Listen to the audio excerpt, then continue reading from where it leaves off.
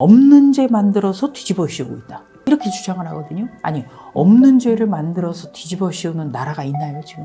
이재명 대표도 조국 전 법무부 장관처럼 과거에 SNS를 통해서 주옥 같은 말을 많이 했어요. 요새는 조적조에서 이제 이적이예요. 이재명 대표의 적은 과거의 이재명이란 뜻입니다. 이런 얘기가 있어요.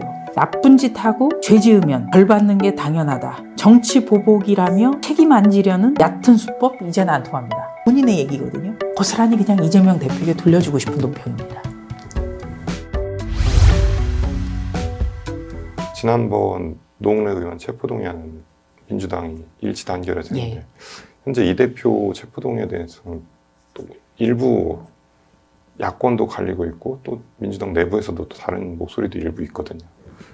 앞으로 이 체포동의안의 가부에 대해서는 어떻게 될 거라고 생각하십니까? 아마 체포동의안이 가결되기는 굉장히 어려운 구조죠. 지금 국회 의석수가 그렇습니다. 그러니까 단적으로 더불어민주당에 28명이 이탈표가 나와야 하는데 더불어민주당의 현 주소로 봤을 때 과연 그런 반기를 들 수 있는 용기가 있을까? 왜냐하면 이거는 법치와 관련된 일이잖아요. 그런데 더불어민주당은 조국 사태만 보더라도 법치라든지 상식 이런 거에 대해서는 좀 눈 감고 있는 그런 정당이 돼버렸거든요. 그래서 이탈표는 나오지 않을 것 같고, 그러나 이런 점은 좀 생각해 봐야 됩니다. 이재명 대표가 계속 이런 얘기를 해요. 없는 죄 만들어서 뒤집어 씌우고 있다. 이렇게 주장을 하거든요. 아니, 없는 죄를 만들어서 뒤집어 씌우는 나라가 있나요, 지금? 현대국가에서? 그렇다면 그건 민주주의 국가가 아닌 것이죠. 그런 얘기를 국민을 호도하려는 그런 생각을 가진 사람이 지도자가 돼서는 안 된다. 이런 말씀 드리고요. 그 이재명 대표도 조국 전 법무부 장관처럼 과거에 SNS를 통해서 주옥 같은 말을 많이 했어요. 요새는 조적조에서 이제 이적이예요. 이재명 대표의 적은 과거의 이재명이란 뜻입니다. 가령 이런 얘기가 있어요.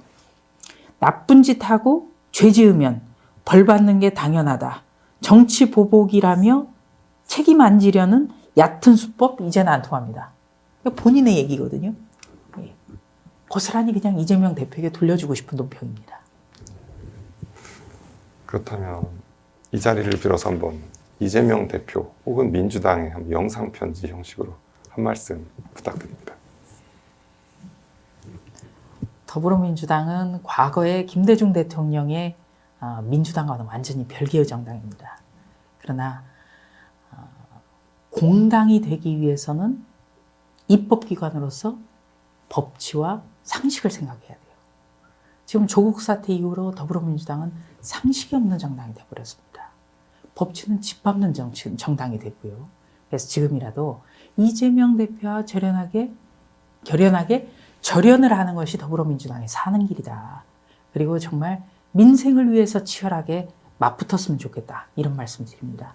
제가 법사위원으로서도 법사위 상황 아침부터 밤늦게까지 지켜보지만 우리가 언제까지 더 이상 청담동 술자리 같은 일로 공방을 벌여야 되는지, 바로 그런 점 때문에 우리 정치가 뒤로 후퇴한다. 아쉬운 점이 많습니다. 그리고 정치가 국민을 걱정해야지 국민이 정치를 걱정하는 그런 것은 이제는 끝내야 된다. 이 말씀 드립니다. 정말 생산적으로 치열하게 싸워봤으면 좋겠습니다.